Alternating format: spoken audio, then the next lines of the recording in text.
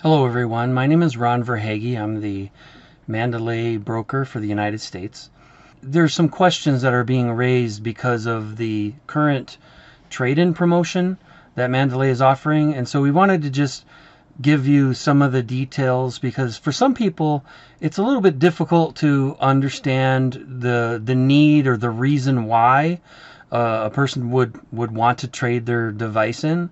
In some cases, it's not necessary for you to do that. In other cases, it's an option. In some cases, it's a very good likelihood that it's super important for you to consider the trade-in.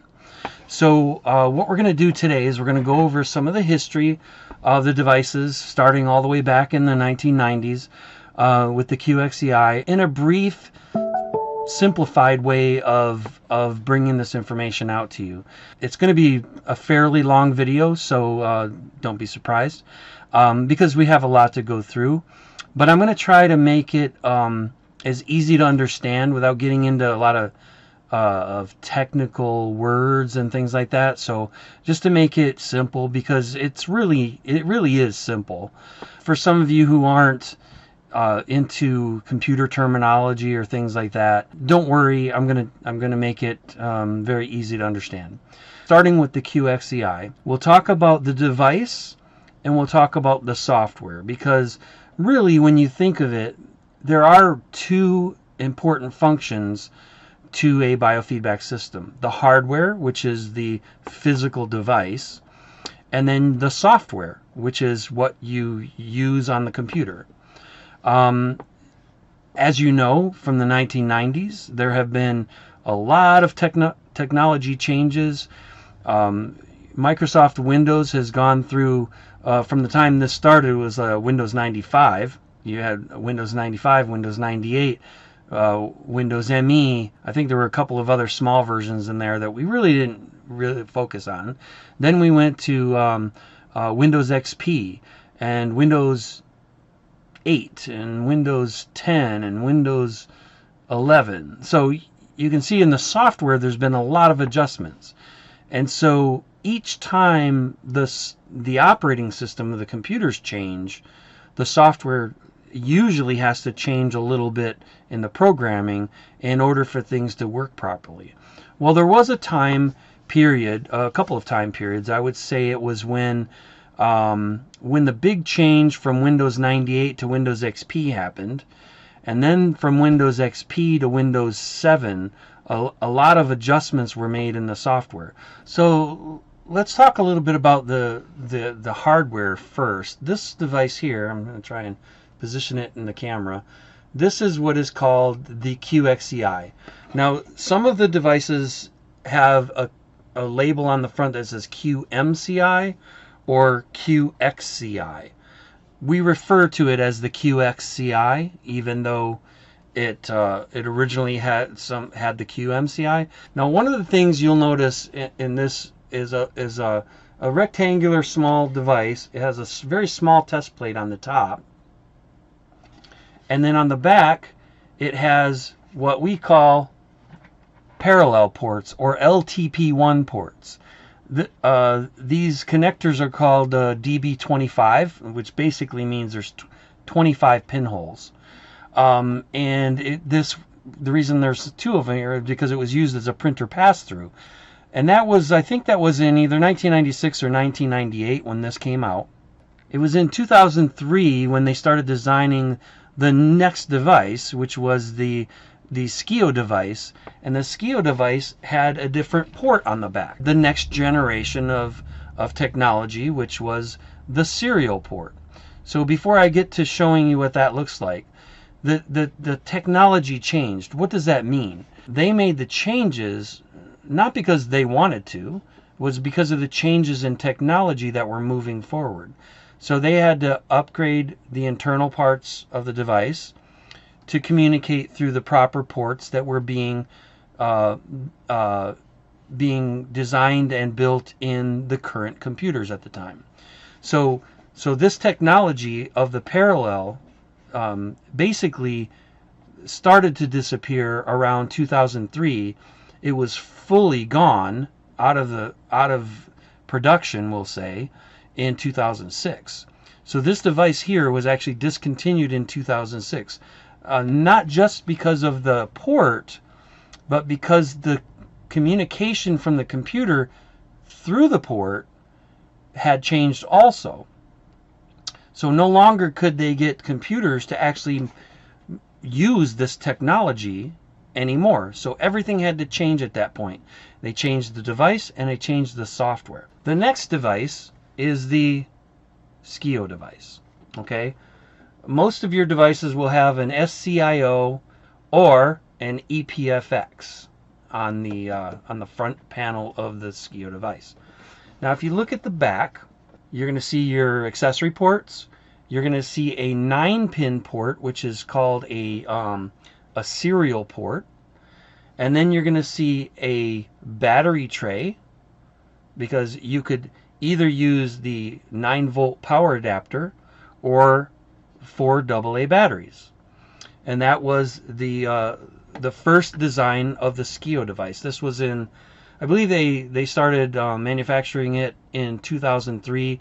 It didn't really hit the United States until 2004, and they stopped producing these in early 2005. So I remember this very clearly because my first SCIO device I received it in January of 2004. So this was my actual first device.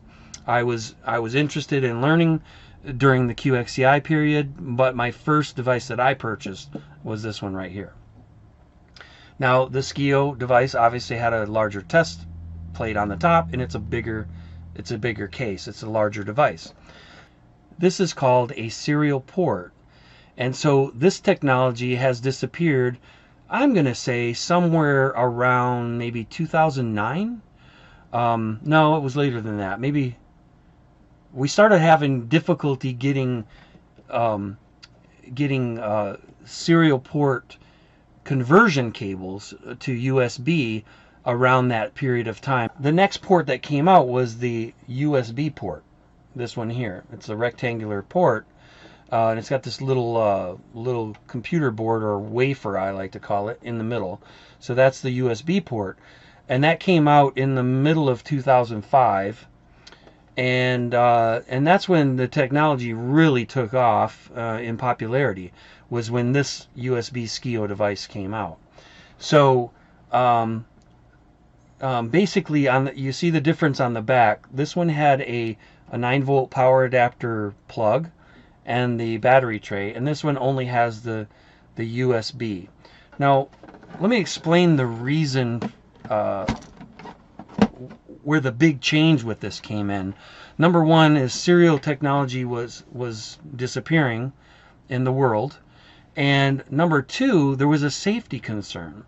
When you have your device plugged into a 9-volt adapter, you're plugging directly into the outlet, which in the United States is 110 volts, and the rest of the world, much of the rest of the world, is on 220 volts. And you had these portable little adapters that would convert that larger voltage down to 9 volts. It wasn't a very good, we'll call it a transformer, a voltage protector, okay, because remember, you're attaching the device to a human body or an animal. So you want to really be careful and concerned about the power that's coming to that device. So there was a little bit of a safety concern when it came to plugging the device directly into an outlet. So when the USB device came out, now it was a big change, because now you were able to take a 5-volt USB port, attach it to the computer, and the computer actually has 2 types of protection in it. So the laptops, obviously, a laptop is going to have a power adapter as well, and usually that converts either 220 volts or 110 volts down to about 19 or 20 volts. So it's a little bit more power, but then inside the laptop you also have another voltage regulator in the laptop. So you actually have 2 modes of protection. First the power adapter, and then the regulator that's in the laptop. So it's actually a better form of protection for the human body. So that was another factor of why the change was made, was because of that voltage situation. So now we have the USB technology, and currently, you know, this was basically 2005 when USB. We were actually on USB 2.0 at the time, where some computers were, you know, USB came out a little bit earlier. It was called USB 1.0. Now we're on USB 2.0 in the year roughly 2005. And now today USB ports are USB 3.0 or 3.1 or 3.2. So we have different technology. You see how technology keeps increasing. So the USB 2.0 is still in use today. It's still current technology because USB 3 and 3.2 or 3 and 3.1 are what we call backwards compatible to USB 2.0 or 1.0. The difference in the versions of USB is speed. You have speed and power going through a USB port. So without getting really technical, USB SCIOs are still in use today, and they're still supported. We can still repair them. The previous generations of the devices, for example, the serial SCIO and the QXEI, it's old technology. It's actually discontinued technology, meaning we can't repair the devices anymore. We can't really make modifications or changes to them anymore. It's just technology that is no longer usable as far as from that standpoint. Now on the QXEI device, if you have a QXEI device and you have Windows XP software with it, that's as far as the software really advanced properly with it. Now they made some concessions, we'll call it, up until 2014 for the QXEI in the software, but the technology should have only been used on Windows XP. If you have a QXEI and you have a Windows XP computer, there's no way to advance that any further in the future. It's technology that doesn't exist today. So for the QXEI owners, now is a good time for you to take advantage of a trade-in. When you see the trade-in, it's available for a QXEI, you want to take advantage of that. The serial SCIO is the same condition. The serial technology is virtually gone now. There is still one company that I know of, and believe me, we've tried hundreds of different conversion cables that still functions, but that is slowly disappearing as well. So very, very soon there will not even be a cable that you can use with any kind of a current computer. Because we're on Windows 11, Mandalay has already experienced the fact that they cannot program the software on Windows 11 for serial technology anymore, and obviously for the QXEI parallel technology as well. So those two devices are not able to be used with the new software going forward. You can still use the Clasp 64 5521 software as long as you can use that. How long will that last? I don't know. It will eventually become obsolete, but until then you can continue to use that software. So when you see the new 9922 version be fully released, it will be for the USB SCIO and for the Q9.